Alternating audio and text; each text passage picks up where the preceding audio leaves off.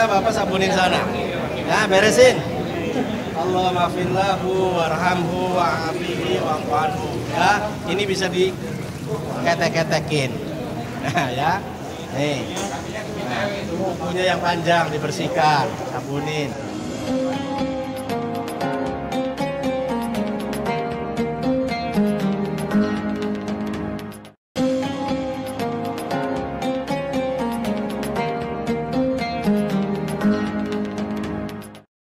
Bismillahirrahmanirrahim.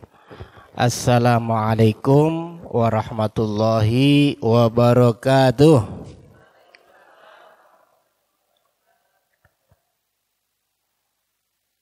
Bismillah, alhamdulillah. Alhamdulillahilladzi khalaqal mauta wal hayata liyabluwakum ayyukum ahsanu amala wa huwal azizul ghafur. Ashhadu an la ilaha illallah wahdahu la syarika lah wa ashhadu anna Muhammadan abduhu wa rasuluhu la nabiyya ba'dah. Allahumma sholli ala sayyidina Muhammad wa ala alihi wa sahbihi wa sallim tasliman katsira. Amma ba'd. Qala ta'ala fi kitabihil karim, a'udzu billahi minasyaitonir rajim. Ya ayyuhalladzina amanu taqullaha haqqa tuqatih wa la tamutunna illa wa antum muslimun. Wa qala Nabi sallallahu alaihi wasallam, idza matal insanu inqata'a amaluhu illa min salasin, shadaqatin jariyatin aw ilmin yuntafa'u bih aw waladin sholih yad'u lah. Shadaqallahul aliyyul azim wa shadaqa Rasulullah habibul karim wa nahnu ala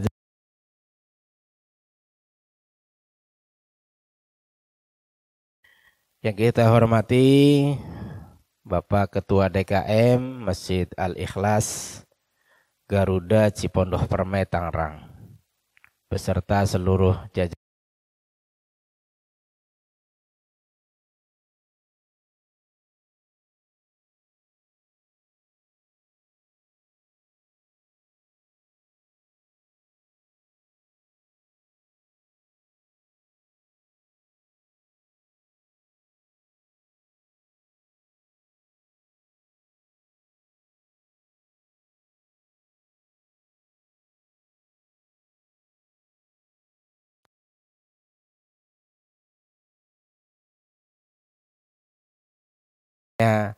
dan Allah berikan kepada kita kesehatan lahir batin. Amin amin ya rabbal alamin.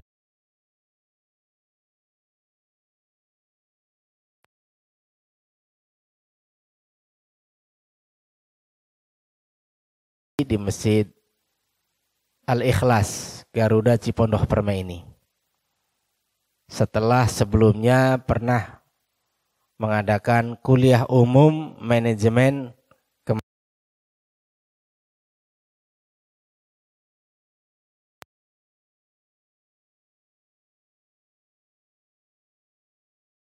yang hadir hari ini siap menjadi tim pemulia jenazah, insyaallah ya.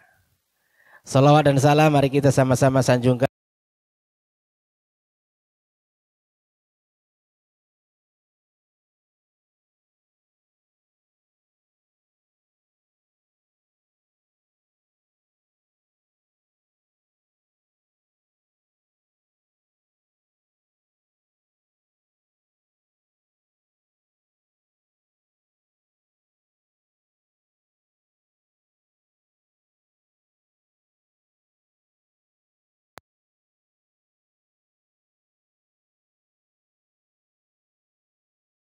ilmu secara ringkas tentang bagaimana memuliakan jenazah.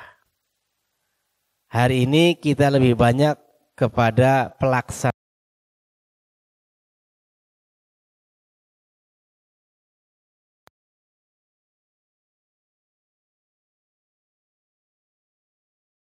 sholatkan jenazahnya. Panitia sudah menyiapkan satu perangkat peralatan mandi. Berikut kami bawakan maniken.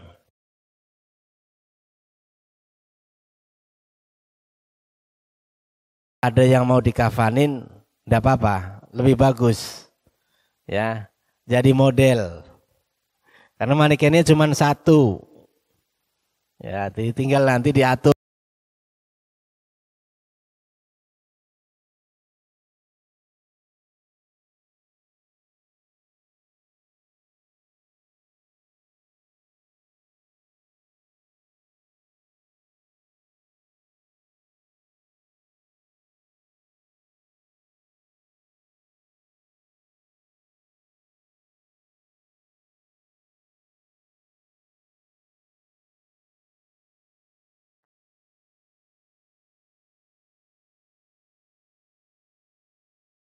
Training of trainer, pemulia jenazah.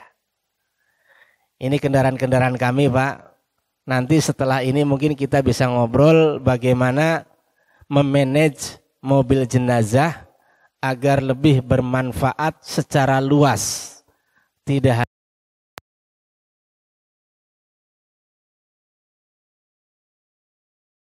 bisa lebih bermanfaat. Mungkin bisa jadi Tangerang ini bisa dilayanin gitu, Pak. Maka kami di Pondok Indah dengan mobil yang ada ini, hari ini kami sedang mengurus 3 jenazah sekaligus dalam waktu yang sama. Alhamdulillah kami memiliki 4 unit mobil jenazah.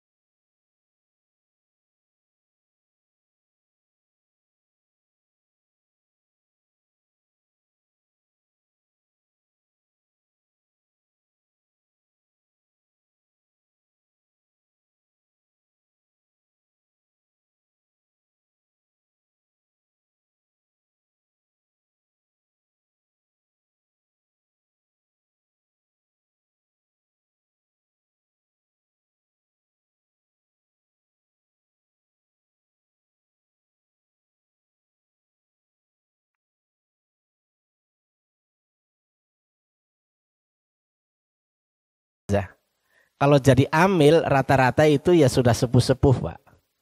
Dan ini ada komunitas namanya IPPJI, Ikatan Persaudaraan Pemulia Jenazah Indonesia. Ya. Siap bergabung, Ibu? Ya.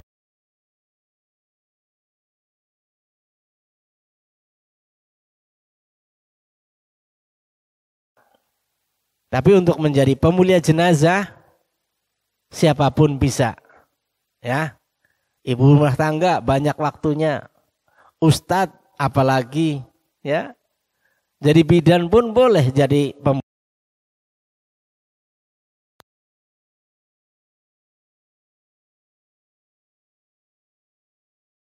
Yang dosen, pengusaha, ojek online, penjahit, macam-macam. Sampai tukang urut, sampai perias pengantin.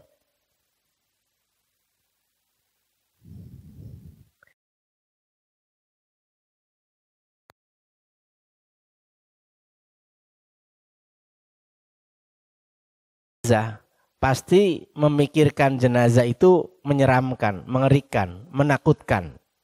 Bahasanya jangan-jangan nanti malam didatengin. Tapi setelah ikut praktek,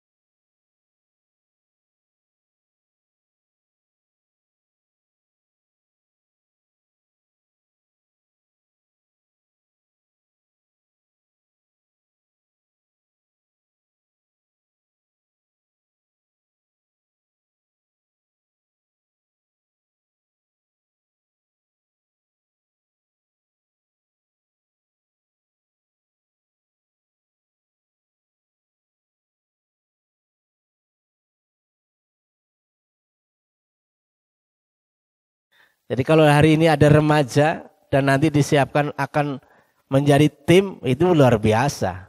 Ya, kami sudah berjalan di sini, Mas. Anak muda ini usia 20 tahun udah berani mandi jenazah.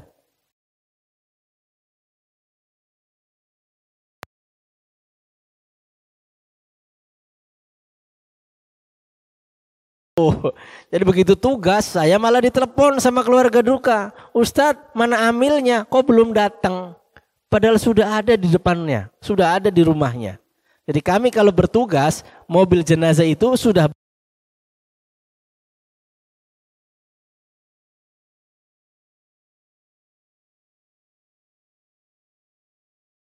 Maka kalau itu amil, kok amil muda, kok amil cantik gitu. Masya Allah ini Bu.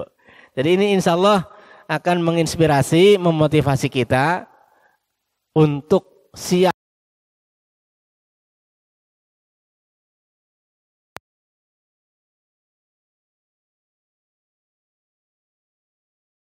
Di luar kegiatan jenazah ya jadi dokter. Tapi pas begitu di lingkungannya ada yang meninggal, masuk dia jadi pemulia jenazah. Kira-kira begitu Bu.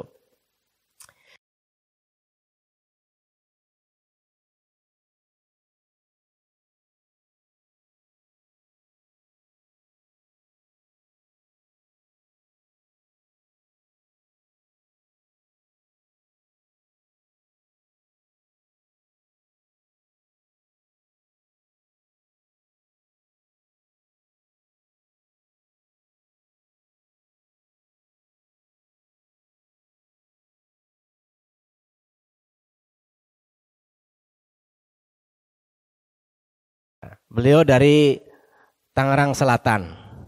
Ya, alumni KPJ tahun 2017-an.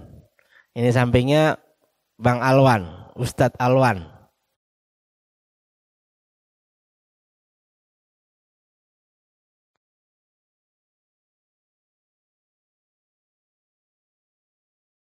Ada Siti Nuryanah, Siti Nuryani. Ini Siti Nuryanihnya, si kembar Bu. Sebelahnya Mbak Rini. Nah, dua-duanya ini yang paling senior untuk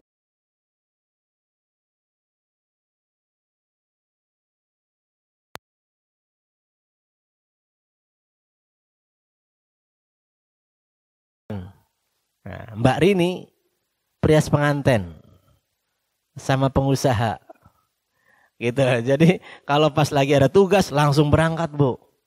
Jadi tinggalkan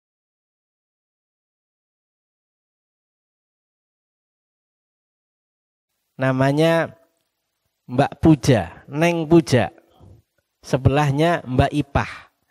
Ini ibu dan anak. Hari ini sedang bertugas memandikan jenazah di wilayah Kedaung Ciputat.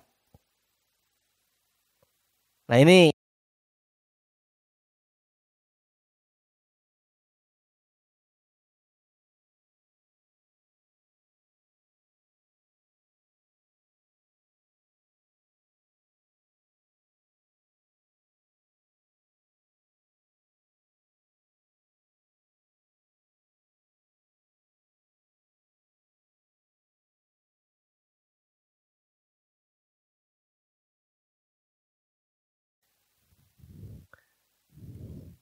kami bangga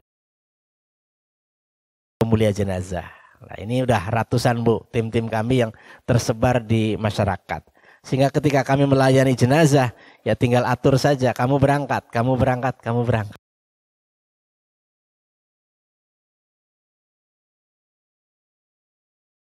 Hari ini ada 3 jenazah, roadshow tetap berjalan. Alhamdulillah. Terima kasih Mas, Mbak.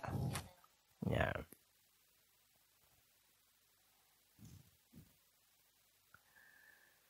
Alhamdulillah program kami ini mendapatkan perhatian dunia sampai-sampai kami dipanggil ke Malaysia dan mendapat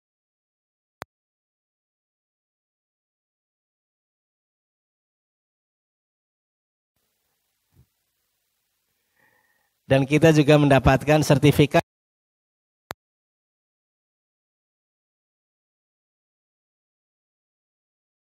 Serikatan Bangsa-Bangsa untuk Asia Pasifik. bidang Komisi Ekonomi dan Sosial. Ya. Selamat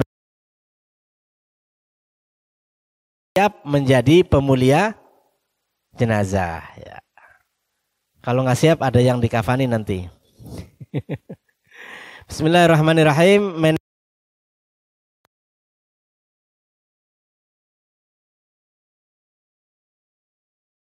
Istilah ini dari bahasa Arabnya ikramul janazah, memuliakan jenazah. Selama ini di masyarakat itu istilah mengurus jenazah bunyinya pemulasaran jenazah. Nah kalau istilahnya pemulasaran itu umum.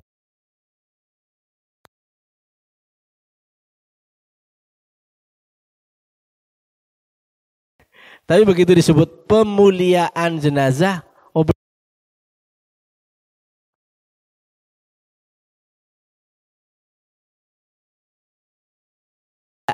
maka saya sebut para pengurus jenazah itu pemulia jenazah.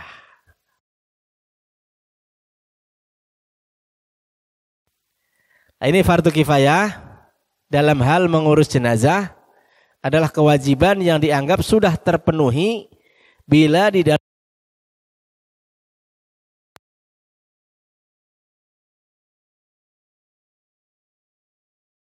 wilayah tersebut ikut berdosa. Jadi harus ada yang muncul. Kalau enggak ada sama sekali dosa semua. Ya. Dan kewajiban ini bersifat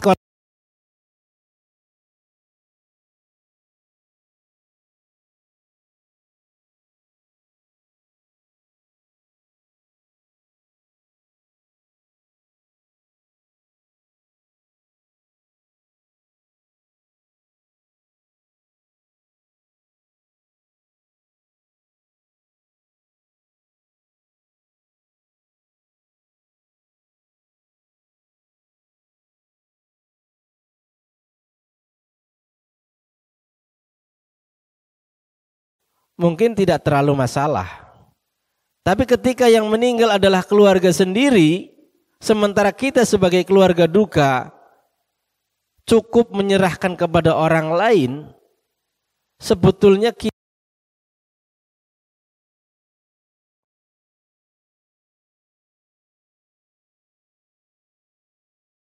pertama sudah dijelaskan apa itu kemuliaan mengurus jenazah.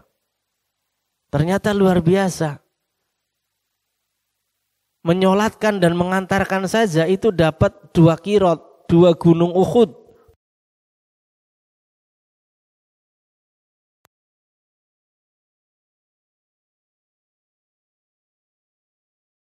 Itu maka pahalanya Allah akan ampunkan dosa-dosa kita bagaikan seperti bayi baru lahir.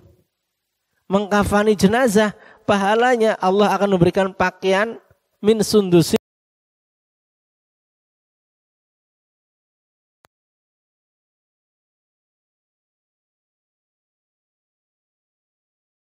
Maka kalau kita sebagai keluarga hanya menganggap, sudah ada yang urus kok, kewajiban orang lain, maka sebetulnya mengalami rugi besar. Karena fardu kifayah itu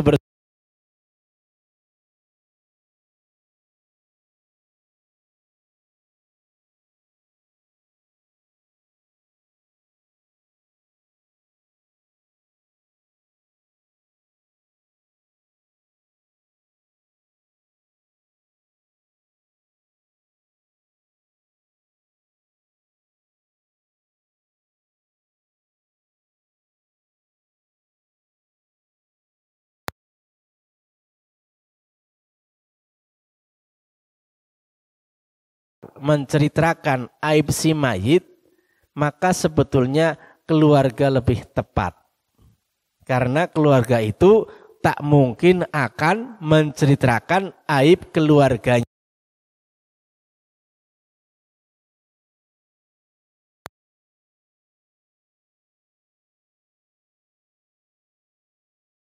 Bimbing, membantu, meringankan keluarga duka. Ini yang harus dipahami dulu. Posisi amil jenazah, posisi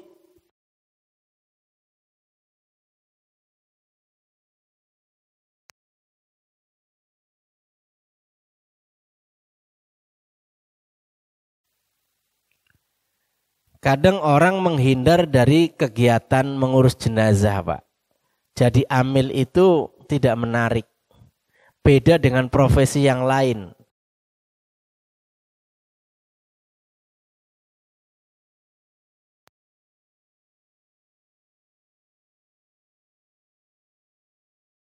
Ya, tapi untuk urusan pengurusan jenazah, ada nggak yang rebutan? Ada nggak yang bercita-cita? Nanti saya gede pengen jadi amil jenazah. Ada, Bu?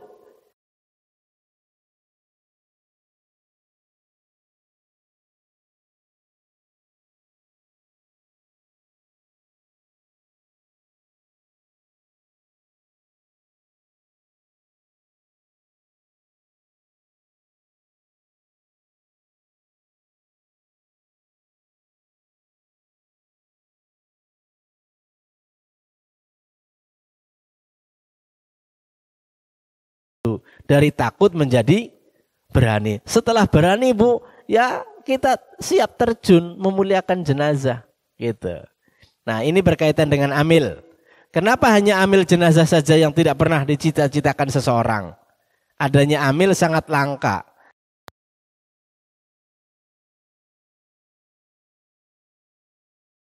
Terpaksa. Nunggu amilnya meninggal. Baru diganti. Yang ganti ditunjuk, udah kamu aja. Turun-temurun anaknya amil. Biasanya begitu, Bu. Ya, karena memang tidak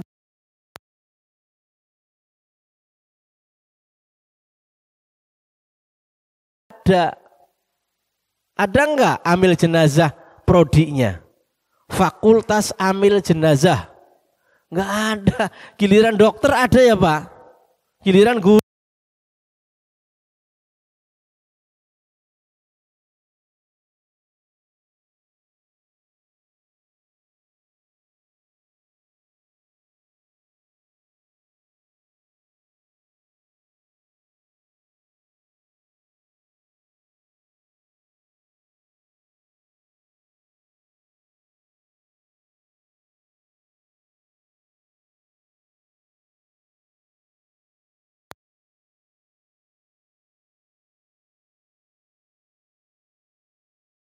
Kami melahirkan dan menelurkan para amil-amil jenazah milenial yang kami sebut pemulia jenazah. Nah, baik, kita lanjut.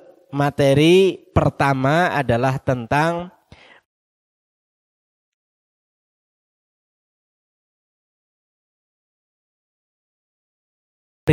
ini dulu. Di mana ketika seseorang diketahui telah meninggal, maka prosesi awalnya adalah dilakukan pertolongan pertama.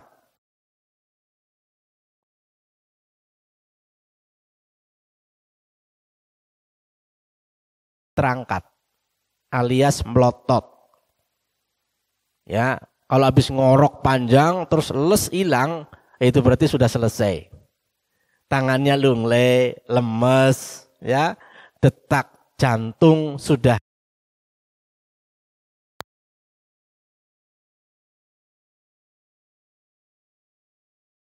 Itu biasanya Pak Abu. Ya. Nah, ini kita biasa jumpainya begini nih, orang meninggal ya. Serem kan? Gitu kan. Gitu. Jadi pertama yang dilakukan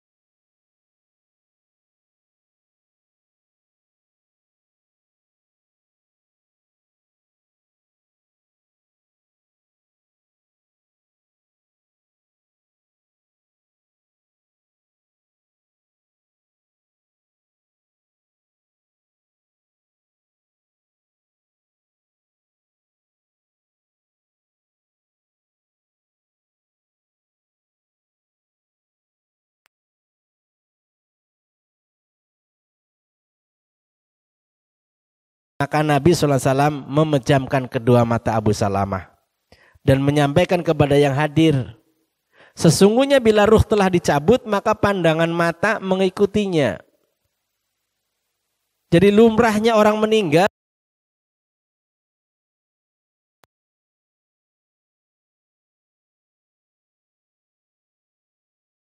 jangan dibicarakan. Ya, nanti jadi fitnah malahan. Ya, ini kan gara-gara kemarin begini begitu, amalnya begini begitu. Jangan dihubungkan. Kondisinya begitu. Maka untuk memuliakannya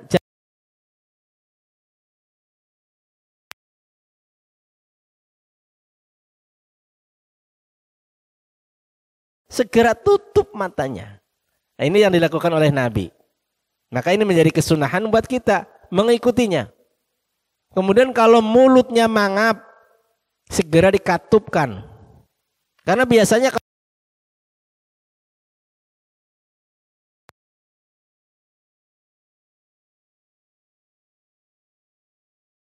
nah gitu. Jadi harus dikatupkan.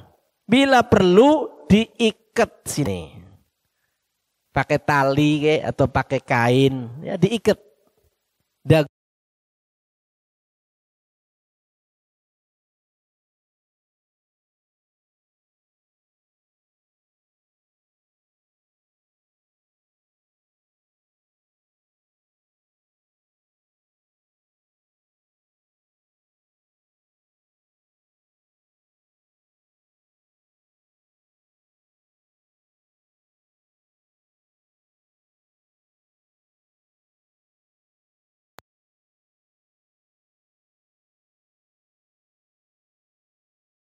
Masih memungkinkan, luruskan posisi tubuhnya, termasuk kepala yang miring tengleng dilurusin, kakinya dilurusin, diikat tuh jempolnya Pak, biar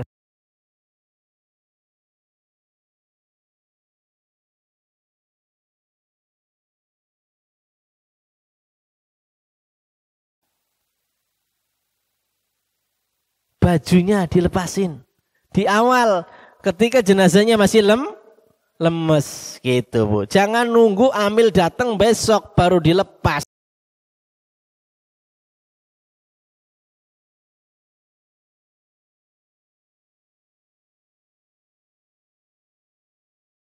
Anting, ya, yang lain lah, ya, semuanya yang nempel. Bagaimana dengan yang tertanam? Ada pen tertanam, ya enggak perlu dilepasin. Ada spiral sumpama ibu-ibu tertanam, ya tidak. Ring jantung,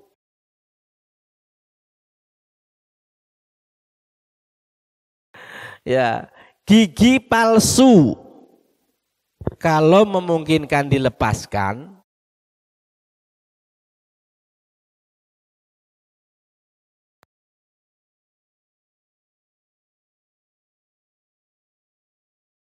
gigi palsu yang tertanam, apa harus dilepas?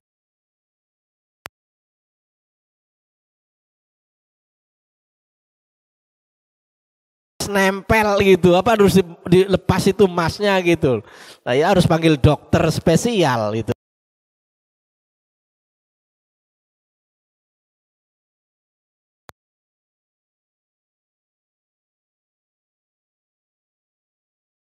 Tangannya.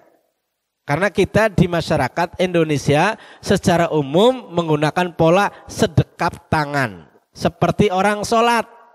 Tangan kanan di atas.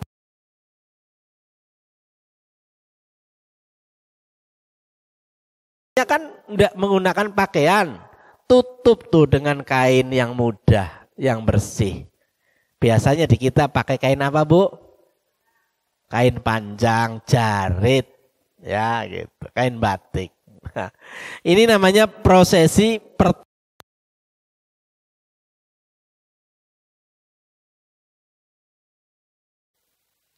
kemudian jenazah dipindahkan di tempat yang umum, ya, yang mudah dijangkau. Biasanya ya di ruang utama.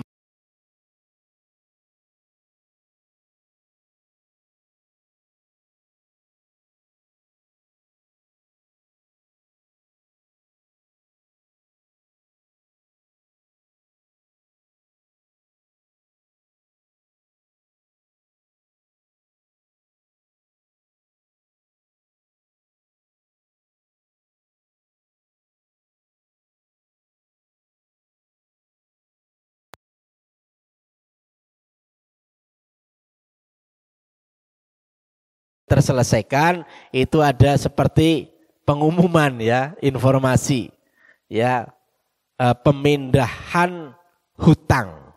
Bila mana si mayit punya hutang, silahkan tagih saya. Hutangnya pindah tuh kepada ahli.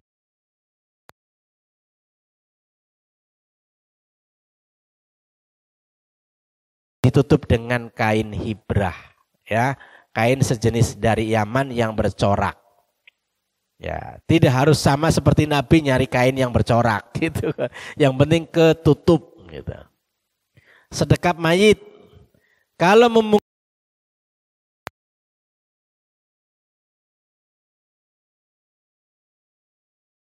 disedekapkan, sudah kaku, lurusin enggak apa-apa di samping badannya. Boleh. Cuman enggak umum. Nanti kalau dilurusin, orang pasti pada ngomong, ya kan, ini mazhab mana ini kan.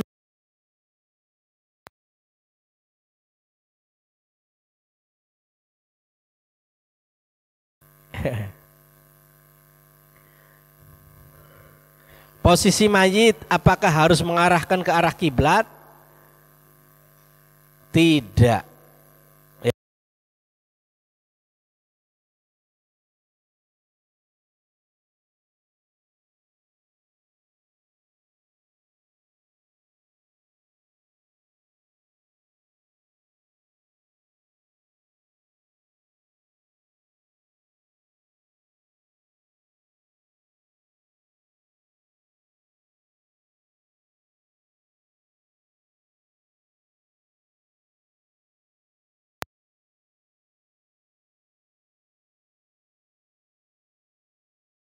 Bu, gara-gara itu Bu, kita sama keluarga ya jadi gimana gitu. Karena ruangannya nggak mungkin diarahin ke kiblat ya, karena kita sudah tahu tentang ilmu ini ya, kita bebas-bebas aja ngurus jenazah.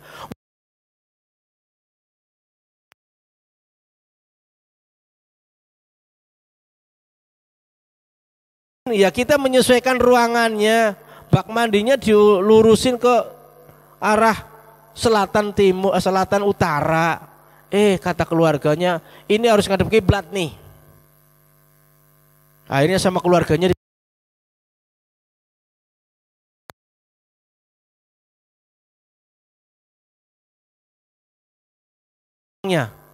Bapak mau pembuangannya ke rumah, ya digituin sama tim kita. Karena kita nggak mau berdebat tentang ininya Pak, gitu loh. Dengan akalnya aja. Oh iya, kalau gitu jangan, udah kembalikan lagi. Padahal kalau sudah belajar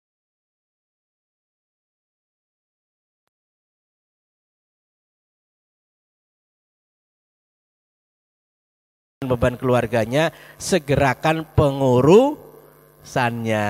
Nah ini tugas pengurus masjid mulai di sini nih. Tim pemandi pemulia jenazah, ya kan?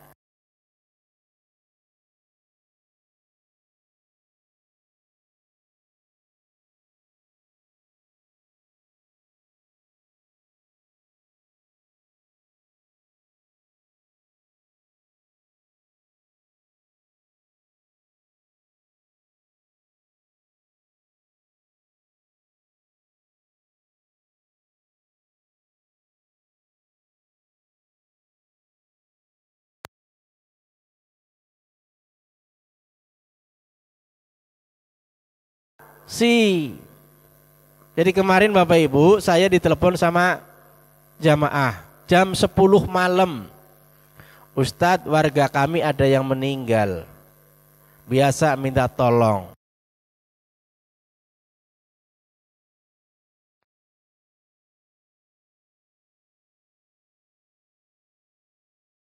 Juga besok. Oh baik.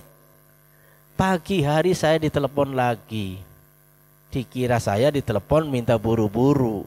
Enggak taunya dia bilang, maaf Ustadz, cancel.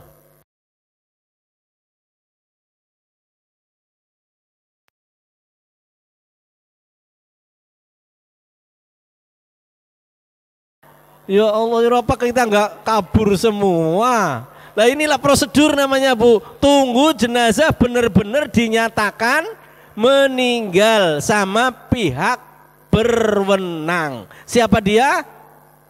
puskesmas, dokter Bu. Kita tahunya mah dari tanda-tandanya aja. Oh ini udah meninggal kayak nih, kan begitu kan. Itu. Jadi jangan buru-buru 1 jam dimandiin, tunggu 2 jam. Surat kematian itu akan keluar setelah 2 jam dari kematian.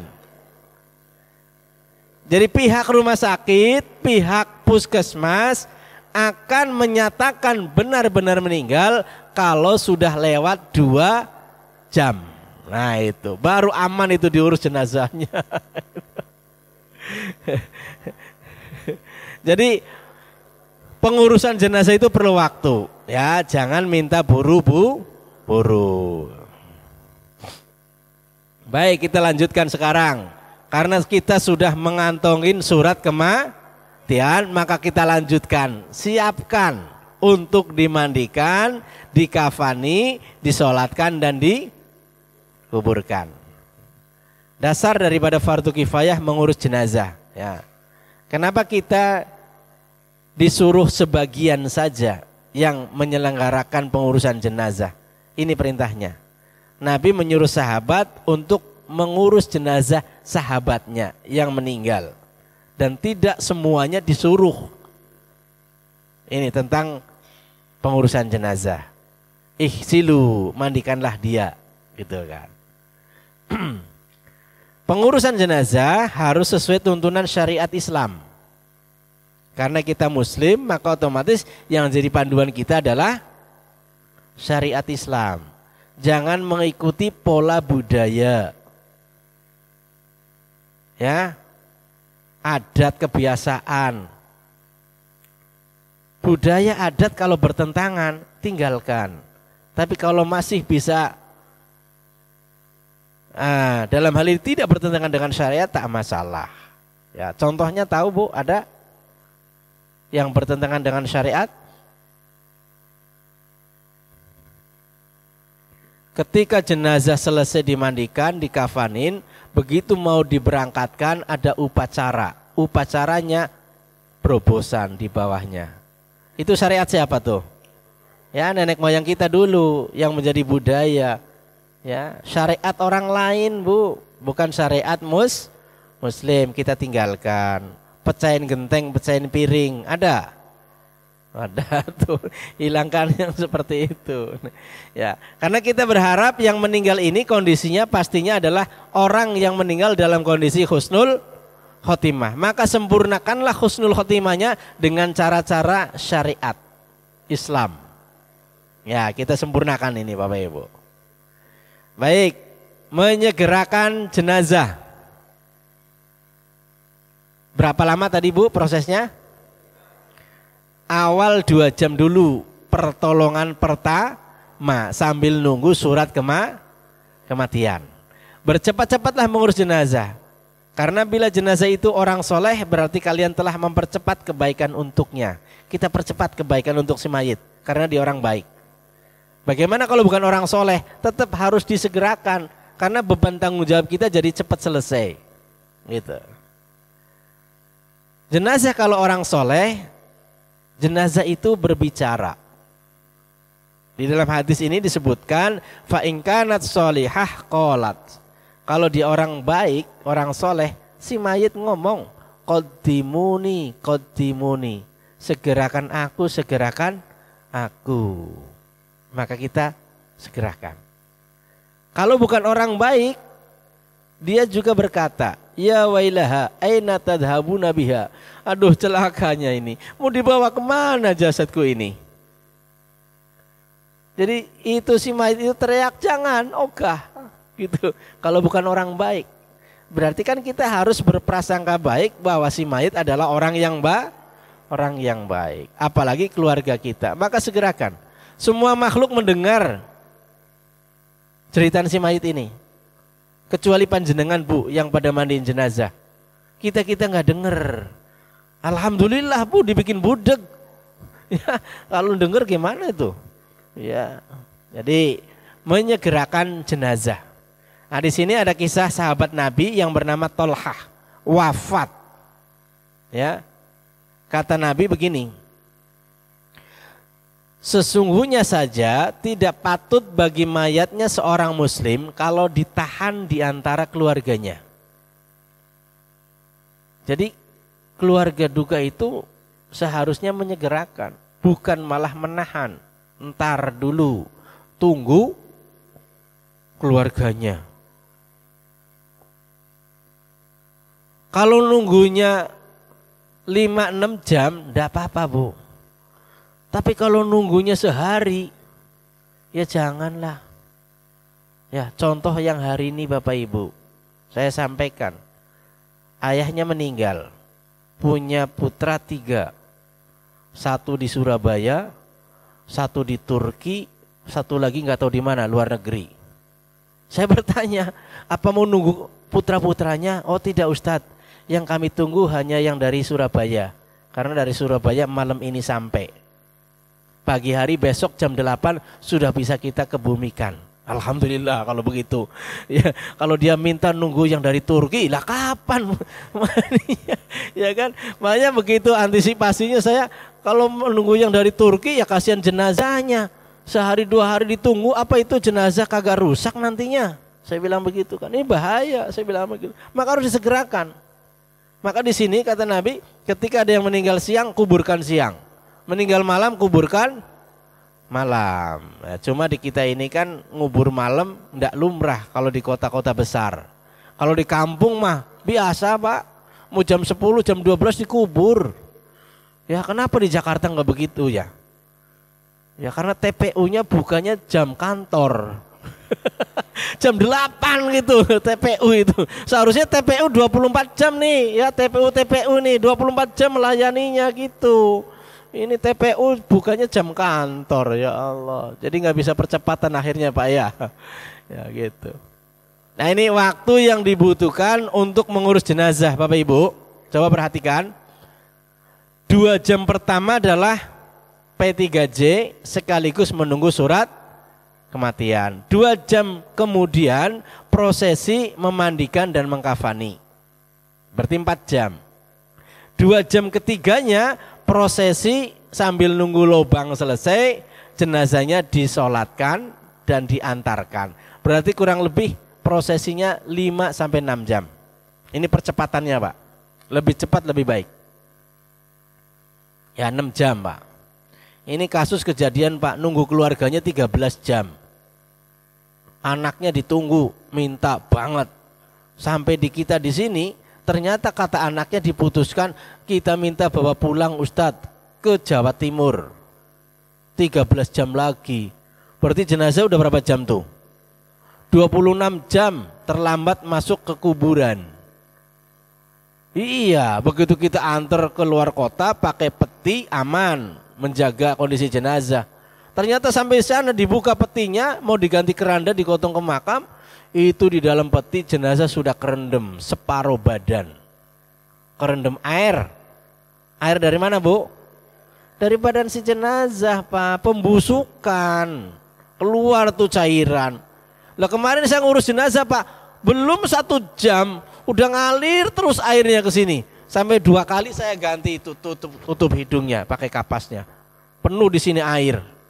Begitu dibuka meleleh. Coba Pak. Lah ini 13 jam. Ya bener tuh. Keluar cairannya semuanya dalam tubuhnya. Yang tadinya jenazahnya besar, ya nuwun sewu kempes. Karena cairannya keluar Bu. Lah inilah bahayanya kalau jenazah ditahan-tahan. Menimbulkan masalah baru buat yang hidup. Dan pastinya bisa jadi akan ada omongan yang tidak enak. Makanya perintahnya segerakan. Lebih cepat lebih baik. Nah, tahapan awal tugas pemulia jenazah. Datang ke rumah duka, siapkan dan tata kain kafan. Ini tugas pertama nih. Ya, jangan datang-datang langsung mandiin jenazah. Kain kafannya dulu disiapkan. Berarti kalau kain kafannya disiapkan, ya kain kafannya diukur ke tubuh si mayit. Nah ini tentang ketentuan kain kafan. Kain kafan yang paling utama adalah berwarna putih, berupa kain katun, Kain katun itu kain yang mudah disobek, Bu, dan cepat rusak. Kainnya yang baru lebih utama daripada yang sudah dicuci. Jadi tidak perlu kain kafan dicuci-cuci. Itu Pak Ibu ya. Kenapa warna putih? Karena perintah Nabi dan ini bersifat sunnah. Pakailah yang putih dari pakaian kalian karena dia adalah pakaian kalian yang terbaik. Dan pakailah dia sebagai kafan. Hadis riwayat Abu Dawud dan At-Tirmidzi. Sunnah menggunakan kain warna putih sebagai kafan. Berarti kalau nggak punya kain kafan warna putih, pakai kain kafan warna lain boleh nggak? Karena hidupnya di pedalaman, Pak. Mau nyari kain kafan putih ke pasar 3 hari. Ya kalau di sini kain kafan di mana-mana banyak warna putih, ya kan? Nah, kafan itu artinya bahasa kitanya bungkus, Bu. Jadi kalau bungkus dengan apapun sebetulnya itu sudah dikafani namanya. Kemarin waktu Covid dibungkusnya pakai apa? Pakai plastik, pakai kantong mayat. Ya sampai double-double, betul nggak Bu? Ini ada jamaah kemudian curhat ke saya, Ustadz, ayah saya kemarin meninggal waktu Covid. Saya ngenes, saya prihatin banget. Kenapa? Masa bapak saya kagak dikafani? Ya ini curhatnya begitu. Cerita. Ini dia cerita. Ya dibungkusnya pakai plastik, di wrapping kayak kue katanya, terus pakai kantong mayat. Saya bilang itu sudah dikafani namanya, karena sudah dibungkus. Kadang kita punya persepsi yang keliru tentang kain kafan, ya nganggapnya kafan itu wajib pakai kain warna putih. Dalam kondisi darurat ternyata tidak menggunakan kain warna putih, tapi menggunakan yang lain. Apakah itu sudah cukup? Cukup. Itu namanya juga dikafani Bapak Ibu. Ya ini berkaitan dengan kain kafan. Kain kafan minimalisnya adalah pakaian yang menutupi semua badannya. Enggak punya kain Pak, kecuali cuma 1 lembar. Dan ternyata 1 lembar itu nutup seluruh tubuhnya. Cukup, sah. Tapi yang sempurna, yang bagus, buat laki-laki 3 lembar. Perempuan 5 lembar. 3 lembarnya laki-laki sama semua. Dengan ukuran sepanjang tubuh jenazah ditambah 2 jengkal atas, 2 jengkal bawah. Potong tuh 3. Tanpa baju, tanpa surban. Jadi Rasulullah SAW ketika dikafanin itu dengan 3 lembar kain. Tidak menggunakan gamis, baju, dan tidak menggunakan surban. Nah ini laki-laki. Sedangkan perempuan 5 lembar itu Rasulullah mengajarkan kepada Ummu Atiyah ketika putrinya wafat. Pertama kali yang diberikan Rasul kepada kami ialah kain bawahannya. Rok lah bahasa kitanya, sarung. Yang kedua baju kurung, baju yang dilobangin, dimasukin itu kainnya. Ya karena nggak ada model, nggak dijahit, nggak ada modifikasinya gitu kan. Kemudian yang ketiga ini kerudung penutup kepala ya, dari bawah 1, tengah, atas. Kemudian 2-nya selubung yang menutupi seluruh tubuhnya dengan ukuran panjang jenazah ditambah 2 jengkal atas, 2 jengkal bawah. 5 lembar. Nah ini peralatannya Bapak Ibu. Kita dari KPJ menyiapkan peralatan yang kalau dipakaikan jenazah itu dilihatnya tidak terlalu menyeramkan. Ya, kita buat seindah mungkin itu jenazah. Maka kami menggunakan alas kain kafan itu berupa kain jarik, kain panjang, kain batik Bu. Aroma wewangiannya kita gunakan aroma wangi-wangian yang dipakai orang hidup, yang baunya enak. Maka kami sediakan aroma Haromain, Mekah, Madinah. Ini Mekah, ini Madinah. Ini Kiswah, Ka'bah, ini raudhah, ini kiswah, ini raudhah. Ini yang kami pakai, Bu. Karena selama ini ketika kita nyium jenazah itu aromanya sepertinya horor gitu kan. Ya baunya duyung lah, baunya melati lah, serem gitu, Bu. Itu kita ganti, Bu. Enggak masalah. Ya, karena perintahnya Nabi wangi-wangian, maka kita gunakan wangi-wangian yang kita pakai selama ini. Sehingga ketika kita ngurus jenazah, Bu, aromanya seperti orang sedang umroh. Happy jadinya. Keluarga duka pun terasa, oh ini beda ini, ngurus jenazahnya aromanya kok kayak nyium Hajar Aswad, kayak nyium Ka'bah. Jadi mereka pun terhibur. Ini yang kami gunakan Bapak Ibu. 2 kain batik sebagai alas. Boleh diganti? Saya ganti. Wong ini aksesoris. Gitu. Ini wangi-wangiannya, Bu. Masya Allah, ya kan? Nah, nanti yang jadi model saya kasih hadiah nih nanti. Ya gitu. Aromanya kita yang pakai nih, Bu. Gitu. Baik. Ya ini kita sobek dulu pinggiran kain kafannya untuk bikin tali. Ya. Diukur ke tubuh jenazah, tambahin 2 jengkal atas, 2 jengkal bawah. Ukur ke kainnya, kita potong. Laki-laki berapa biji? 3. Perempuan berapa biji? 2. Yang kayak gini. Ya. Ya diulang ya, Bu ya. Laki-laki berapa? 3. Perempuan berapa? 2. Itu. Ini untung sudah lewat pemilu ya. Padahal saya begini ngomong begini, nanti orang mikirnya dikiranya lagi kampanye, bukan. Udah lewat alhamdulillah, ya kan? Itu. Baik, sekarang kita cara mengkafaninya. Hamparkan 2 kain batik sebagai alas. Ini 2 kain, Bu. Tali yang tadi sudah dipakai buat ngukur dipotong-potong sebanyak 5. 1 di atas kepala, 1 yang pendek lagi di bawah kaki.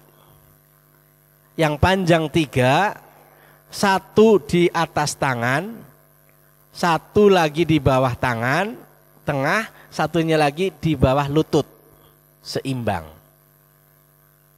Posisikan talinya lebih berat ke kanan, langsung tarik ke kanan, lebih panjang. Nih, lebih panjang ke kanan, ya. Berarti kepalanya di mana, Bu? Kepalanya di sini. Ini kanan, ini kiri. Ini talinya panjangan ke kanan. Karena nanti pengikatannya berada di sebelah kiri, sehingga nggak perlu ditarik-tarik lagi gitu. Nah, ini lebih tepatnya nanti kita praktekin. Nah, satu persatu kita bentangkan. Kanan dulu, posisi serong ini kepala, ini kaki. Ya, Bu ya. Kemudian yang kedua, posisi kiri serong. Kalau jenazahnya besar, maka ini dipertemukan. Ujung sama ujung ketemu. Lebar lagi gitu. Yang ketiganya di tengah. Kemudian pada posisi di bawah bokong kita antisipasi. Bila mana keluar kotoran setelah dikafanin, maka akan terhalang dengan pempes. Pempesnya dari kapas. Geletakin kapas di situ sebagai penebal. Dan taburkan aroma wangi-wangian. Kapur barus, bubuk cendana. Satukan, diubur-uburin. Semprotkan minyak wangi di seluruh area kain kafan. Yang saya pakai ini. Ya, spray. Ini aroma rodoh, kita semprotin. Itu. Kalau ini ketika suasana memandikan, mengkafani, semprotin ruangannya. Kain kafannya ini disemprotin. Itu. Ini penempatannya seperti ini. Kemudian bila mana ruangannya sempit, maka kain kafannya dilipat. Dipinggirkan, jenazahnya digotong keluar. Kalau ruangannya banyak, tidak mengganggu jenazah keluar, ya udah biarin aja terbuka seperti itu. Karena ruangannya berbeda. Berarti orang kaya tuh. Nah, sekarang yang wanita, kita lihat. Kain batik 2, tali sama 5. Yang dua tadi sama di sini. Yang ketiganya kerudung, keempatnya baju dilobangin, kurung, yang kelimanya rok di bawah penempatannya. Ini buat perempuan. Laki-laki nggak ada baju, nggak ada surban. Ya, jangan mempersulit diri ngurus jenazah laki, pakai surban, pakai baju, udah gitu pakai cancut lagi. Ya Allah, ribet amat jadinya ya. Cancutnya saya ganti kapas geletakin, udah fungsinya sama. Ya kan? Wong ngurus jenazah gampang kok, kenapa jadi dipersulit?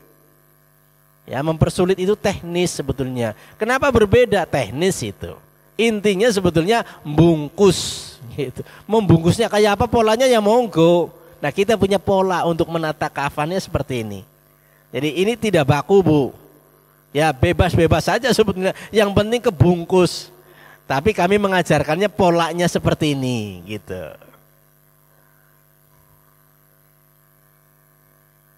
Ini kadang suka pakai celana dalam ya, cancut begini kan, dibikinin. Saya tidak menyarankan dan tidak ngajarin, Bu. Bagi yang sudah berjalan ya monggo silahkan. Penaknya begitu pakai. Tapi kalau kita yang baru-baru nggak usah pakai lah. Ya, ribet bikinnya. Cukup kapas geletakin. Sama dilipat. Kalau sudah selesai itu, tahapan keduanya adalah jenazah dimandikan. Nah, ini peralatan mandi sudah disiapkan oleh pihak keluarga. Ya, ada tirai penutup, bak pemandian, ini dari pihak masjid. Ya. Kita punya alat seperti ini, Pak. Ini sudah ada di dalam mobil, satu perangkat. Tujuannya apa? Kita bisa melayani jenazah yang lebih jauh dari lingkungan masjid. Jadi tidak repot. Kalau bak mandinya di luar, contoh yang itu kan di luar ya, nggak dilipat di dalam masjid kan, masuk ke mobil. Nah, itu perlu mobil lagi, Pak, buat gotong-gotong. Kalau jauh. Nah, ini percepatan, ini namanya manajemen operasional, Pak. Jadi nanti mobil kami bisa ditiru, Pak, settingannya. Dulu ketika belum ada alat canggih seperti ini, Pak, mandiin jenazahnya kalau di kampung pakai apa? Gedebong pisang buat bantalan-bantalan. Nah, memang ini ada bantalannya tuh. Sebelum pakai gedebong pisang diapain, Bu? Tuh ibu itu ngomong-ngomong dewek ya. Pakai di pangku-pangku. Ada ya? Lah ini perubahan perkembangan zaman akhirnya itu ditinggalkan karena lebih merepotkan kalau di pangku. Ya. Boleh di pangku, yang penting sejenis dengan jenazah kelaminnya. Ya, jenazah laki ya yang mangku laki, jenazah perempuan yang mangku perempuan. Jangan sampai jenazah ibunya dipangku sama anaknya, laki. Gak boleh, karena ketentuan memandikan jenazah harus sejenis kelamin. Ini tempatnya tertutup, biasanya pakai tirai-tirai. Ya. Persiapannya buat para petugas wajib menggunakan sarung tangan, masker, baju APD. Ya, apalagi waktu kemarin COVID, Pak, sampai penutup kaca begini, ya kan, pakai sepatu bot. Bajunya rapat banget gitu kan. Ya, kalau yang standar kita seperti ini, Pak. Ini perangkatan KPJ, Pak. Alat-alat tempurnya begini. Sarung tangan pertama yang karet. Sarung tangan kedua dilapisin kain. Karet berfungsi anti penularan. Ya. Kain berfungsi sebagai waslap gitu. Pakai sarung tangan yang lebih tebal lebih bagus lagi ya, nanti kita TOT ada sarung tangan tebelnya. Kenapa wajib menggunakan ini, Bu? Ternyata Nabi berkaitan dengan aurat jenazah dipandangnya saja ndak boleh. Maka buat kita ketika memandikan jangan sampai menyentuh jenazah dengan tangan telanjang. Tuh nggak boleh Bu syariatnya. Apalagi keluar kotoran yang menyebabkan penularan ke sini. Maka secara medis wajib kata dokter menggunakan sarung tangan. Kalau Anda sebagai amil pemilik jenazah nggak pakai sarung tangan, Anda berarti mengabaikan keselamatan, kesehatan gitu Bu. Ini ya. Ternyata Bu ketika kita pakai sarung tangan lebih tebal Bu, itu juga kita ketika memegang auratnya khususnya kemaluan itu tidak begitu terasa. Ya, yang bisa kebayang-bayang itu Bu kalau megang bagian itu. Begitu dipegang gregel gitu kan. Nah itu bisa nanti malam waduh kan gitu, kepikiran gitu. Makanya dengan sarung tangan yang tebal ini lebih preventif, lebih bagus. Nah, ini untuk kelengkapannya.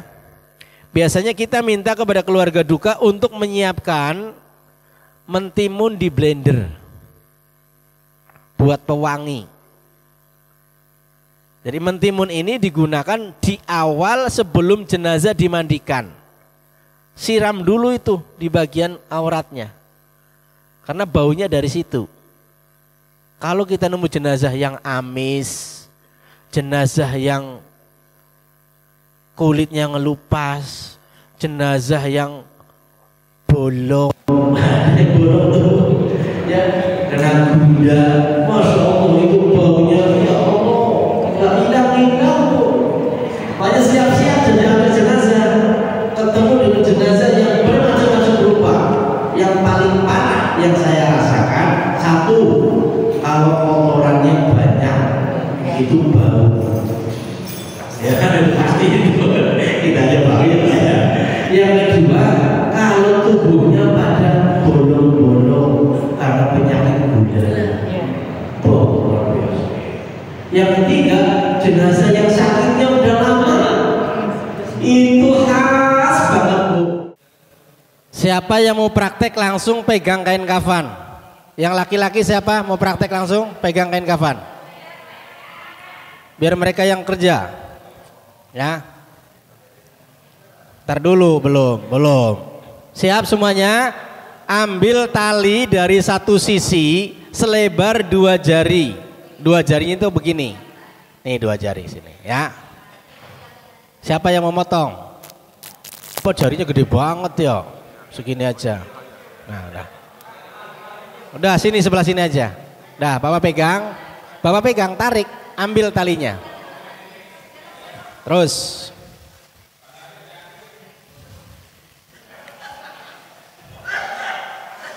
Laki-laki 10 meter, perempuan 12 meter. Oke.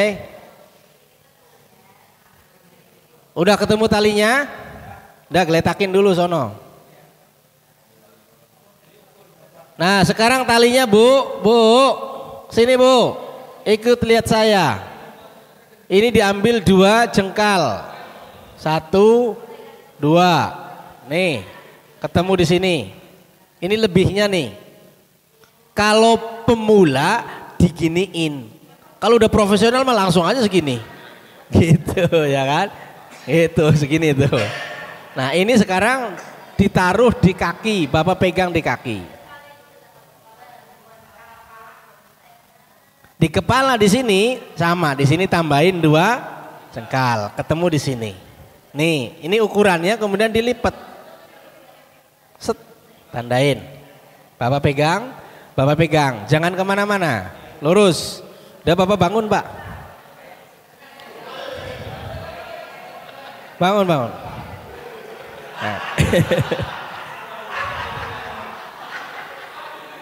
Bapak pegang aja.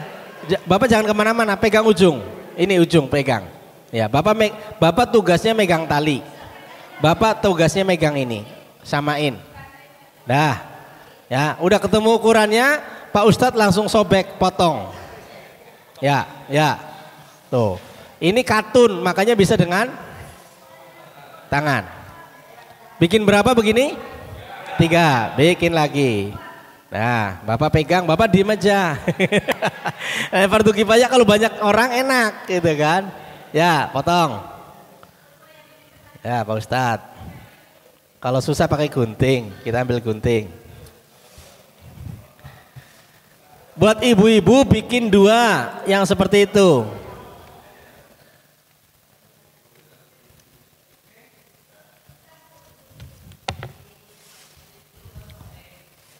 Langsung selesai ya. Tuh selesai. 3 udah. Ya. Kita pinggirin ini kain semuanya, ambil semua. Ya, pinggir dulu. Udah. Kita siapkan talinya. Kayaknya ibunya rame nih. Nah, biarin dah ibu-ibu, biar ibu-ibu. Tali buat kepala sama bawah cukup segini nih. Ya. Segini aja nih, ini segini. Ya, segini. Ini udah cukup segini. Bapak pegang. Saya potong. Bikin 2 seperti ini. 1 2. Ini buat atas, bawah. 3, 1 di lutut, 1 di bawah tangan, 1 di atas tangan. Ntar dulu Bang, ntar dulu. Selesai dulu ini. Ukurannya sebadan segini kali 2. Tuh kali 2 Pak, segini. No, Bapak pegang, potong di sini. Bikin kayak gini 3 biji. 1 2. Pegang lagi. Ini pegang lagi. Tong. Dah jadi 3. Itu sisanya buat jimat. Ya. Dah Bapak pegang. Nah sekarang kita bentangkan kain batiknya. Ini pengganti tikar. Alasnya ini Pak. Ya biasanya tikar. Oke. Sini aja Mas, biar di tengah Mas. Dah separoh. Sip. Minggir. Satunya lagi. Ya. Posisinya biar di tengah Mas. Ya. Ya, separohnya dia. Tuh. Enggak, ini belum miring. Ini separoh. Ya, gitu. Terus. Sip. Ya, ini buat alas. Gitu. Sebentar, saya mau cek perempuan. Yang perempuan kayaknya kelebaran itu alasnya. Misi Bu. Maaf sebentar. Oh ya, udah benar. Jangan terlalu lebar. Separoh. Tempatkan talinya dulu.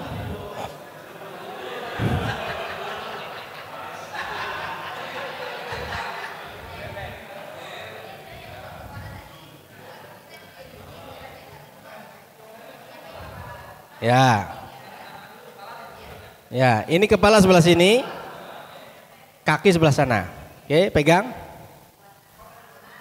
1 di lutut. Ini lutut, lurusin ikut saya. Ke sini dong. Nah, satunya lagi di bawah tangan. Satunya lagi di atas tangan. Nah, ini Pak, posisinya seperti ini. Panjangkan posisinya langsung ke kiri, ke kanan. Jadi ngiketnya nanti di sebelah kiri sana. Nggak perlu di tarik. Nah baru ini dibentangkan. Yo Pak Ustadz, tarik. Lihat ini posisi kain sebentar sini. Sini kainnya. Naikin ke saya kainnya, mau saya pegang. Ini kain yang belum dipotong. Ini buat sebelah luar. Bapak pegang.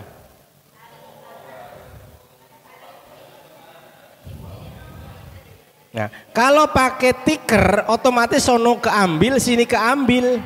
Ini keambil nih kalau pakai tikar. Karena di bawah tikar harus pakai tali. Kalau ini karena lentur di bawah kain tidak perlu pakai tali. Lebih cepat, lebih mudah. Gitu Pak. Baik, sebentar. diposisikan lurus di tengah-tengah. Sini Pak. Bapak pegang dulu sebelah sana, serong. Saya di sini di tengah-tengah. Nih posisinya, tuh kan, sisanya ke sana sama. Ya, ini berarti ini di tengah-tengah.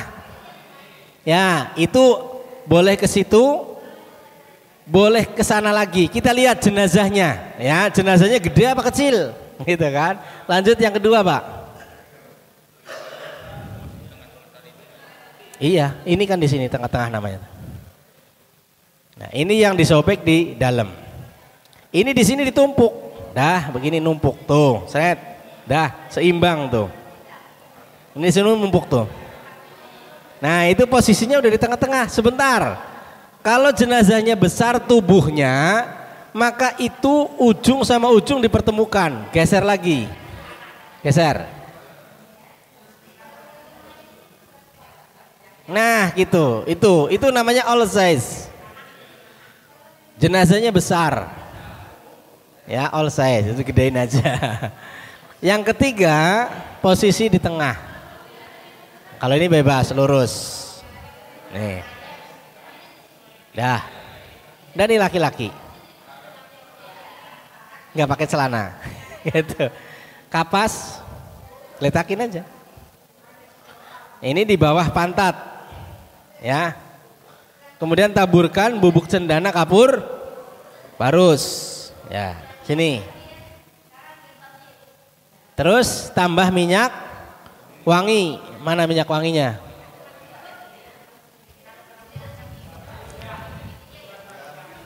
Perasaan ada yang masih penuh. Hah? Ini tadi sudah ada kapas kapur baru sama bubuk cendana ya, di sini aja ya. Ini semprotkan minyak wangi aroma rodoh. Semprotin di sini. Rata semuanya kain kafannya ya. Ini aroma yang biasa kita pakai Pak. Sunnah kalau sholat wangi-wangiannya pakai. Ini bisa buat 5 jenazah segini Pak. Ini biasa dipakai buat ihram, buat sholat. Jadi ini dipakai orang hidup, saya pakai buat orang meninggal. Ya. Suasana ruangan kita semprotin aromanya kiswah. Ini ruangannya kita semprotin Pak. Ya, kesini juga boleh, itu kan? Coba aromanya, masya Allah, gaharu. Ini rodoh Pak. Kalau rodoh lebih kepada soft perempuan. Nah ini rodoh Pak. Lain lagi tuh aromanya tuh. Wah keselak. Nah ini kalau ruangannya masing-masing ada, ini enggak masalah, udah biarin aja begini. Tapi kalau ruangannya sempit Pak, kita praktekin. Sana Cak, di sana Cak. Ayo Bang, antum Bang. Lipat. Ya.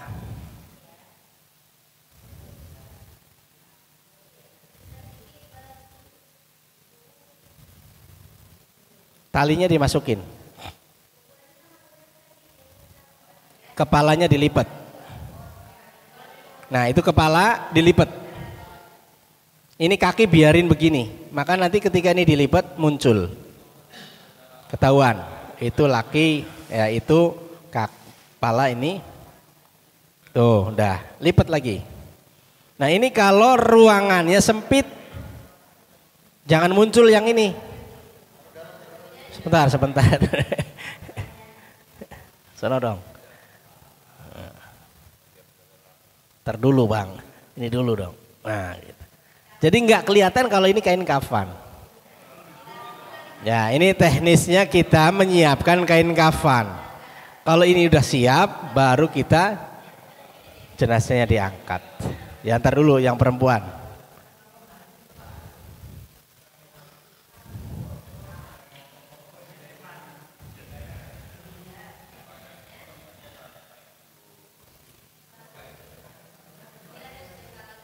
Tadi nggak dijengkalin ya? nggak diginiin.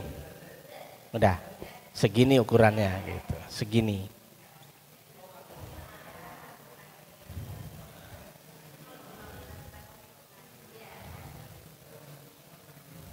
Kurang panjang. Segini kali 2 tambah sejengkal atau 2 jengkal. Iya. Oh, orangnya pendek. Maaf. Kecil. Iya. Cukup berarti cukup.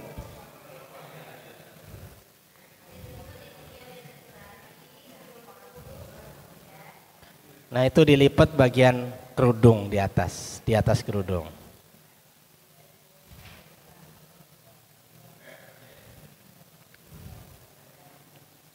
4, yang kelima rok.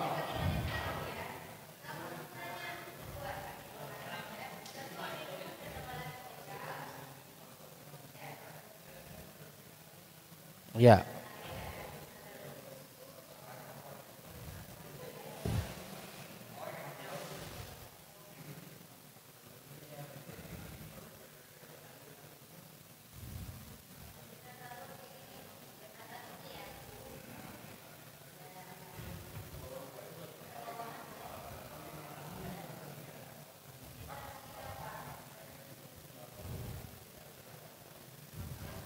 Kapas di bawah bokong, fungsinya pempes. Taburkan bubuk cendana kapur barus ini merata di atas kapas. Ya, taburin situ. Plus minyak wangi aroma rodoh, semprotin ke seluruh area ini. Mana minyak wanginya?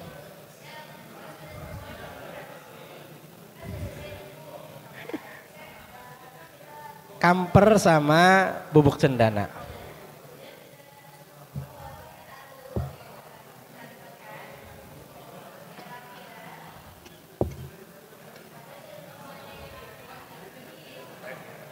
Ya, ini mengantisipasi kalau ruangannya kecil, sempit. Jadi jenazah mau dimandikan nggak bisa lewat karena ada ini. Maka ini disterilkan, ya, dilipat seperti ini.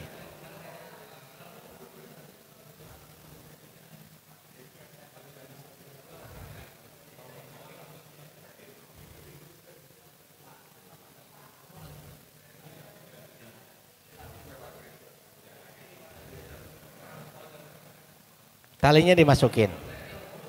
Bagian kepala ditandain, itu masuk berarti kepala.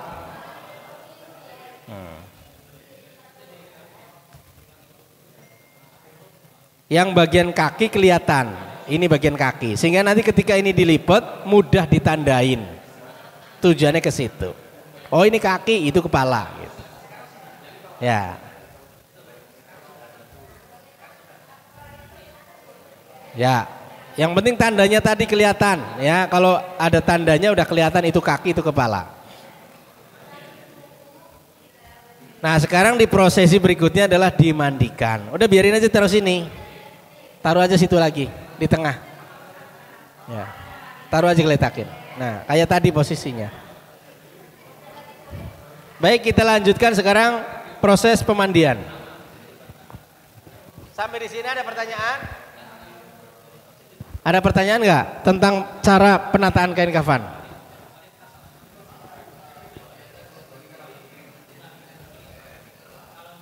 Monggo, enggak apa-apa, pakai. Cuman kalau pakai tikar harus pakai tali lagi di bawahnya. Nambah kerjaan, nambah waktu. KPJ mengajarkan yang termudah. Mau diambil monggo, enggak diambil pun tak masalah.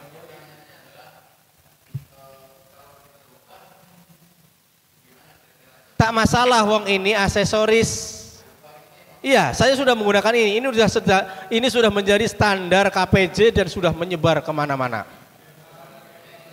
Ya, monggo kalau mau dirubah monggo, nggak dirubah pun tak masalah. Yang penting bagaimana cara kerjanya bisa. Karena itu teknis. Nah gitu.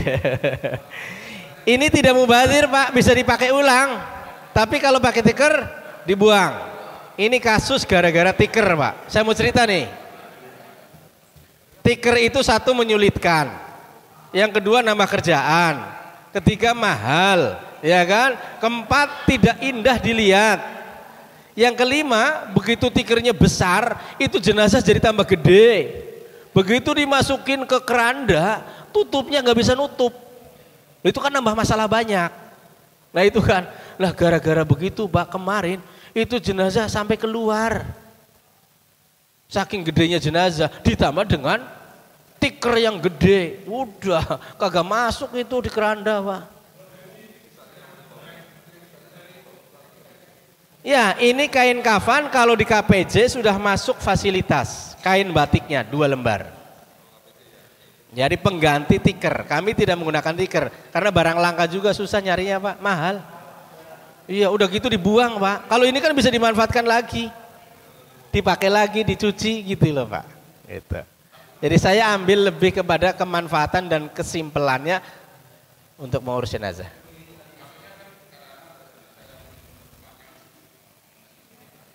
Nah yaitu teknis.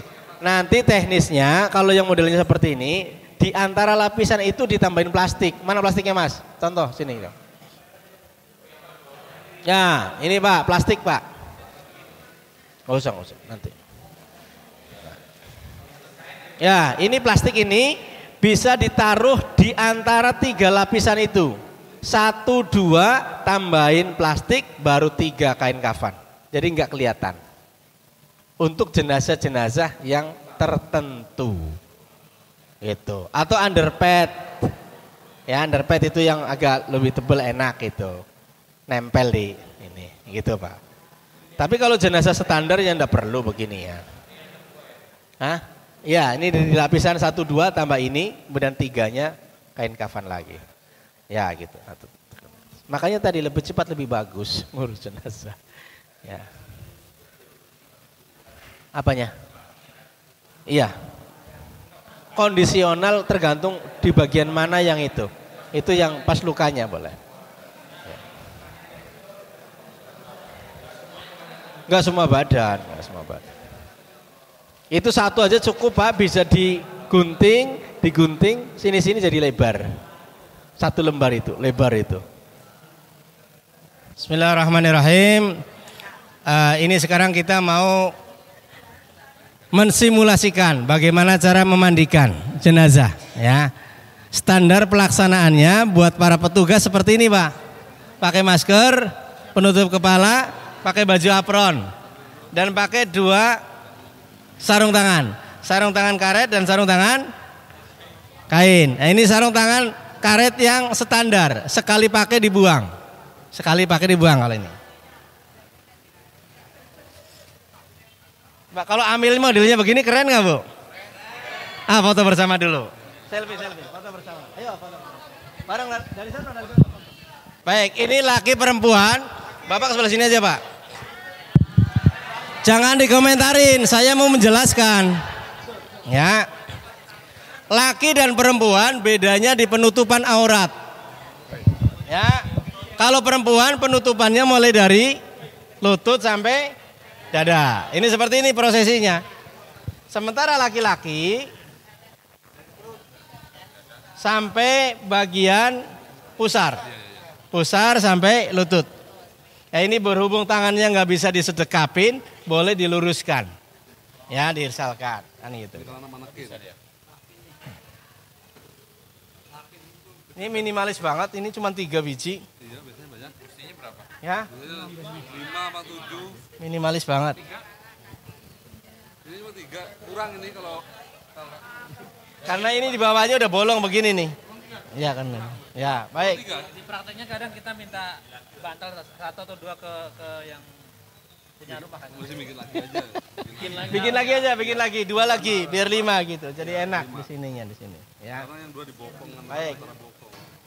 Kita awali dengan niat dalam hati.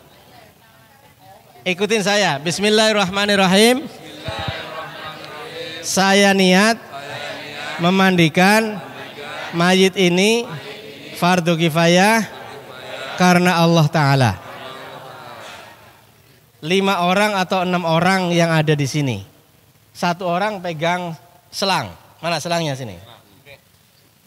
Panjang nggak? Panjang. Nih, turunin. Nah, sini pegang seperti ini, ya kan? posisinya ini adalah ditaruh ke sini. Airnya mana air? Nyalain dong. Dua orang di sebelah sini. Satu orang pegang gayung. Ya, gayung.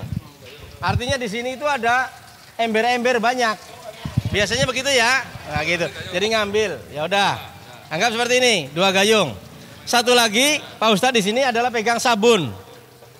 Pegang sabun. Jadi minimal 1, 2, 3, 4, 5 yang ikut memandikan jenazah. Lebih banyak, lebih cepat. Tapi jangan terlalu banyak karena yang lain akan jadi penonton. Ini yang utama ini. Ini pemain utamanya nih. Saya mungkin asisten, satu lagi jadi 6. Itu baik. Awal permulaannya adalah manakala jenazah ada kotoran di dalam, maka biasanya kayak seperti kita mau mandi junub. Ya, ditekan dulu perutnya, tangan kanan. Tangan kiri cebok di sini. Kobel-kobel. Nah, ini air ngalir terus di sini, pegang, ya. Air ngalir ke sini. Begitu dicebokin, Pak, set. Tuh keluar sini kotoran. Bapak siram. Itu, ini tugasnya Bapak nyiram ini. Ya, siram aja terus. Ya. Ya, bersih, sabun. Udah, jangan banyak-banyak. Ini cebok lagi begini. Ya, dicebokin ya. Sampai benar-benar bersih. Nah, setelah beres bagian atas, bersihkan lagi, siram lagi. Udah formalitas saja. Bagian atas ke sini, ya. Nih, bagian atas ini, ya. Bersihkan. Ini aurat. Nah, gitu. Bersihkan. Jadi yang pertama kali diproses adalah bagian area sini. Kemaluan depan belakang sama sekitarnya dibersihkan. Itulah namanya istinja. Jangan dipaksakan keluar. Karena memang nggak ada yang keluar. Maka tidak boleh menyakiti mayit dengan cara ngudek-ngudek. Wih, itu tangan kiri masukin gitu, nggak boleh. Nah, ini caranya ya. Awal beres selesai, bersihkan, siram. Sampai bersih, ya bersih, ya bersih. Ya, nggak ada bekasnya ya Pak ya. Atau ini dibalik ke sini, boleh. Karena berikutnya yang kerja tangan kanan dan tangan kiri kita butuhkan jenazah. Ya. Maaf ada yang ketinggalan. Kalau jenazahnya bau, pakai mentimun sebelum dicebokin. Pakai mentimun disiram sebelum dicebokin. Nah ini mentimun ceritanya begitu. Ya kalau ada alat ini ya sudah semprotin ke sini. Ya semprotin. Banyak. Ya aromanya ini. Ya tuh aromanya wangi banget. Ya ibu-ibu semprotin sana tuh biar tahu. Iklan. Baik, lanjut berikutnya setelah proses istinja. Berikutnya adalah mewudukan jenazah dengan gayung. Embernya seharusnya lebih dari 1. Ya, mulai dari telapak tangan sama seperti wudunya kita. Ya, telapak tangan. Oh, kasihan amat ini. Jangan diprotes. Antum ikutin aja. Inilah SOP-nya seperti ini. Jadi seperti ini. Jadi setelah diistinjakan, diwudukan. Sama seperti wudunya kita. Lanjut sini. Nah, pokoknya sama ya. Kumur-kumurnya ini dicelupin, masukin ke mulutnya.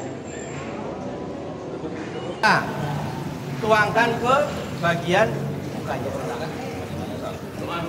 Ya. Gak ada doa wudu, gak ada niat. Wajibnya 1 kali, sunnahnya 3 kali. Anggap udah selesai 3 kali. Berikutnya tangan kanan, siram sampai ke siku. Nah, lanjut. Ya, sampai siku. Ya, siram aja. Ya, pokoknya beres ini sama seperti wudunya kita. Berikutnya sini ada air, airnya dibuang, sapukan ke area rambut, kepala. Ini lanjut ke telinga. Sama seperti kita wudu. Berikutnya kaki. boleh disiram sebelah kanan dulu, kanan Pak ya, sunnah kanan, terus kiri. Ya, beres wudhunya, berikutnya digebyur. Nah, ini digebyur nih, mulai dari arah kepala. Sepanjang proses ini kita doakan dalam hati, Allahumma fir lahu warhamhu wa'afihi wa'fan. Siram. Nah, tadi pertanyaan Bapak, kalau mulutnya mangap gimana? Tutup begini. Tutup, siram di atas tangan. Nih, kalau mulutnya mangap. Ya, lanjut. Oh, ya. Siram sini. Bagian kanan dulu. Ya. 3 kali atau 5 kali atau seperlunya. Mana siram? 3 kali, Pak. Lanjut. Boleh dibantu sini. Ya. Nah, selesai. Sekarang bagian kiri. Ini kepala tadi sudah, tinggal badannya. Anggap ini sudah selesai, berarti airnya sudah rata. Seluruh bagian atas ini sudah kena air. Maka berikutnya yang kerja adalah sabun. Nah, beresin dulu dah, jangan pakai air lagi. Nah, sekarang kita sabunin bareng-bareng. Bapak sabunin sana, Bapak sabunin sana, Bapak sabunin sana.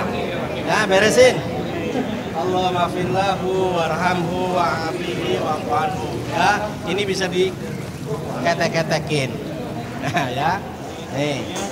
Nah, kukunya yang panjang dibersihkan, sabunin. Nah, sela-selanya semuanya. Oh, langsung bunyi. Keset. Ya karena memang ini sabunnya cepat banget keset, Pak. Ya. Nah. Kalau sudah kena sabun, ini kan tadi sudah disabun, udah bersih. Ya, kalau mau disabun lagi, tangan kiri masukin. Ya, sela-selanya gitu. Ya. Beres bagian atas, kemudian kita siram. Jangan mati. Gak apa-apa. Nah, boleh dengan ini, boleh dengan itu. Bapak sana, Bapak sini, saya sini. Sana, Bapak sana. Ya.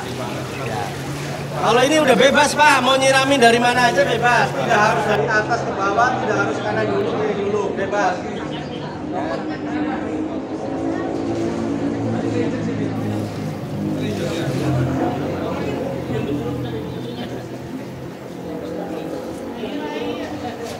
Air.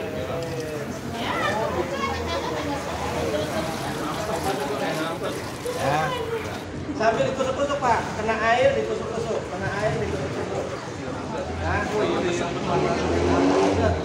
Mati maning. Ini aurat. Nggak boleh buka. Ya.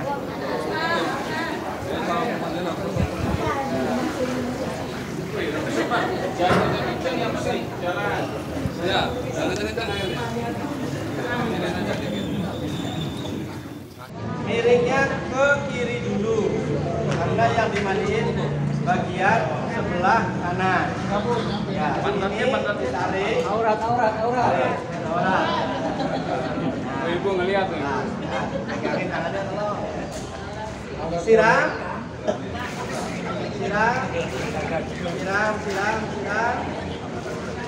Ya, sabun.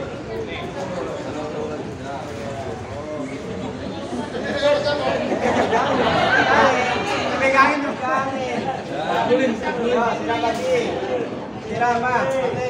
Boleh pakai selang langsung. Pelan-pelan, jangan kencang-kencang. Jangan buru-buru. Mandikan dia sebagaimana kita mandiin diri sendiri. Ya, dengan baik, dengan lemah lembut.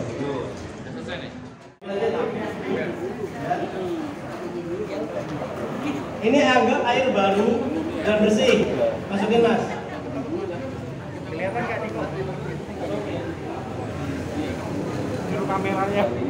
Jangan banyak-banyak ya. Ini dicampur di sini. Nah, diaduk-aduk. Kayak bikin cendol.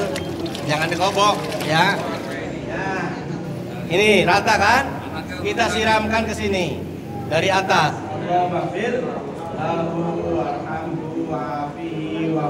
Biar merata. Ya. Mana anak perempuannya? Putri kandungnya mau siram. Dikasih kesempatan, Pak. Gitu, ini. Ya terakhir, saat terakhir ini boleh. Ya.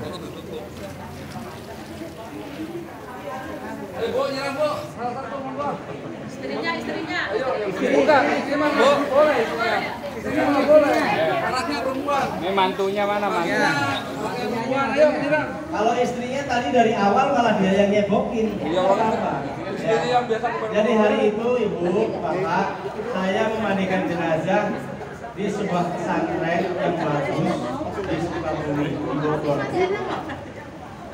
Yang membimbing saya itu adalah Syekh Riyad dari Madinah. Itu istrinya almarhum dipanggil, suruh dimandiin. Artinya boleh, Pak. Sebagaimana nanti tadi Nabi mengatakan kepada Aisyah, Aisyah, kalau kau meninggal mendahuluku, aku yang akan memandikanmu, aku yang akan mengkafanimu. Itulah dasar hukumnya. Dia membolehkannya, istrinya mandiin. Loh, tiap hari yang ngemak-ngemak dia, giliran meninggal kagak boleh. Benar nggak, Bu? Iya, benar boleh. Jangan tanya sekarang, Bu. Enggak, Pak, kalau nyiram terakhir itu langsung gitu atau dialas dulu? Oh, langsung sudah ada kain. Nah, Ibu tadi nggak lihat ya? Lihat, makanya saya tanya, Udah jangan disiram lagi. Dulu, siapin dulu. Di atas, pegang. Pegang satu orang, ujung kanan, ujung kiri. Bapak nggak usah pegang. Bapak juga begitu, satu orang aja. Saja. Nah, ya baik, naikin ke atas. Biar kita lihat semuanya, prosesinya. Ini buka atas, nggak masalah, karena masih tutup. Ini jangan langsung dibuka. Pelan-pelan disiapkan handuk. Nih, handuk ke sini. Nah, satu handuk ke sini. Ya. Untuk posisinya, handuk ini menggantikan posisi kain batikku. Begitu ini diambil langsung tertutup auratnya. Ya, ini yang basah pinggirin kan. Nah, jadi fungsinya ini adalah selain pengeringan adalah penutup aurat. Baru kita keringin ya. Jangan dikusuk-kusuk. Takutnya itu lupas ya karena jenazah. Oke. Rambutnya dikeringkan. Kalau rambut perempuan panjang dikeringkan, kemudian disisir, kemudian dikepang. Nah, itu anduk lagi itu. Jadi minimal anduknya 2 lembar seperti ini, Pak. Betul. Kalau sudah, baru ini dibuka.